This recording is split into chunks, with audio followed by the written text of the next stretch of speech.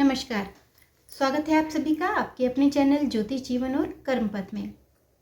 Birth time rectification, जन्म समय संशोधन। वैदिक ज्योतिष में जन्म समय ठीक करने की बहुत सी विधियां दी गई हैं, जैसे नवमांश के द्वारा, अंतर्दशा लॉट के द्वारा, तत्व थ्योरी के द्वारा, केपी और जेमिनी पद्धति से भी बीटीआर किया जा सकता है। मैंने पहले केपी से बर्थ समय ठीक करने की वीडियो बनाई हुई है, अगर आप उसको देखना चाहें तो लिंक दे दिया गया है, आप उसको देख सकते हैं। अगर जन्म समय में कुछ सेकंड, मिनट या घंटों का अंतर है तो इन सब विधियों से उसे ठीक किया जा सकता है। लेकिन कई बार हमारे पास लोग आते हैं जो कहते हैं कि उन्हें उनका जन्म समय बिल्कुल भी नहीं पता है और वो अपनी कुंडली जानना चाहते हैं। तो अगर किसी को अपने जन्म का ईयर, मंथ या टाइम बिल्कुल भी नहीं पता है तो उसकी कुंडली कैसे बनाई जा सकती है, आज हम इसके बारे में बात करेंगे। ये विधि नष्ट जातक कहलाती है, जिसमें हम प्रश्न कुंडली बनाकर जातक के जन्म का वर्ष, महीना, पक्ष, तिथि, लग्न, चंद्र राशि आदि प्राप्त कर सकते हैं। तो इसके लिए जब भी आपके पास कोई व्यक्ति आए और वो कहे कि मुझे अपना जन्म का समय नहीं पता है और मुझे अपनी कुंडली जाननी है, तो आप उसी वक्त की एक प्रश्न कुंडली बना लें और प्रश्न कुंडली का द्वादशांश चार्ट देखें।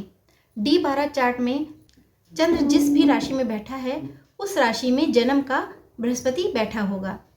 मान लीजिए द्वादशांश कुंडली में चंद्र मीन राशि में बैठा है तो जन्म के समय बृहस्पति मीन राशि में होगा और इसके द्वारा हम जन्म का वर्ष प्राप्त कर सकते हैं। अब हम देखेंगे कि बृहस्पति मीन राशि में किस वर्ष था। अभी बृहस्पति 2022 अप्रैल से 2023 तक मीन राशि में था और उससे पहले 2010 मई से 2011 मई तक बृहस्पति मीन राशि में थे। आपके पास जो व्यक्ति आया है वो इतना तो बता ही देगा कि उसकी उम्र 30-35 के आसपास है या 40-50 के आसपास है। तो उतने ही साल पहले हम देखेंगे कि बृहस्पति मीन राशि में किस ईयर में था, इससे हमें जन्म का वर्ष पता चल जाएगा। हम एग्जाम्पल के लिए 2010 और 2011 को लेके चलते हैं। इसके बाद ऋतु का पता करेंगे कि जातक का जन्म किस ऋतु में हुआ है। एक साल में 6 ऋतुएं होती हैं, एक ऋतु 2 महीने तक रहती है। तो इसके लिए हम प्रश्न कुंडली के D3 चार्ट को देखेंगे। D3 चार्ट का जो लग्नेश होगा वो हमें ऋतु बताएगा।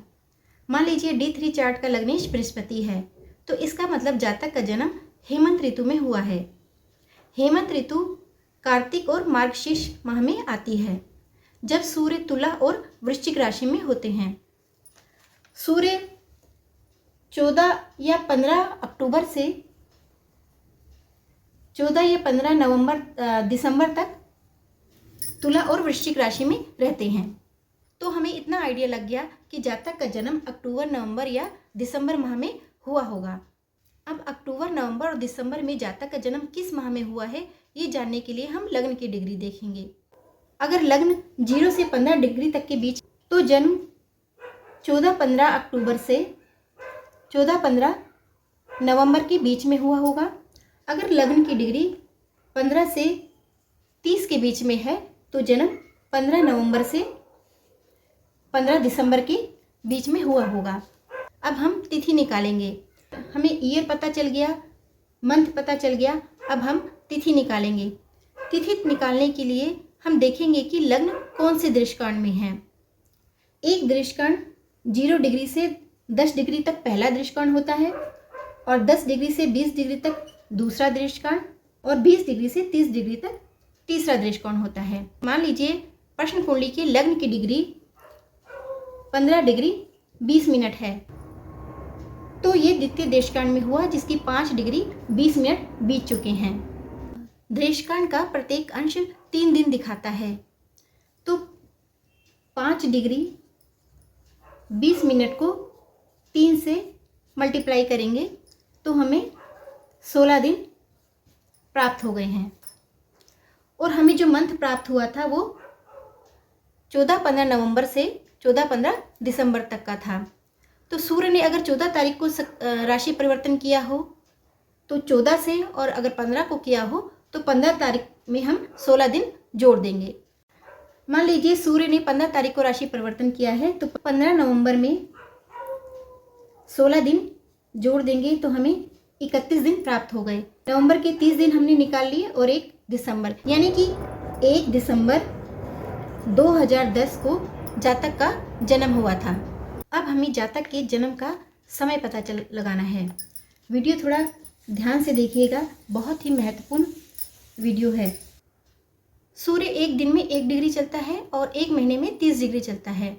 अगर हम 30 डिग्री को 24 घंटे से डिवाइड कर दें, 1 डिग्री 48 मिनट की होगी, यानी कि 48 मिनट में सूर्य 1 डिग्री चलेगा।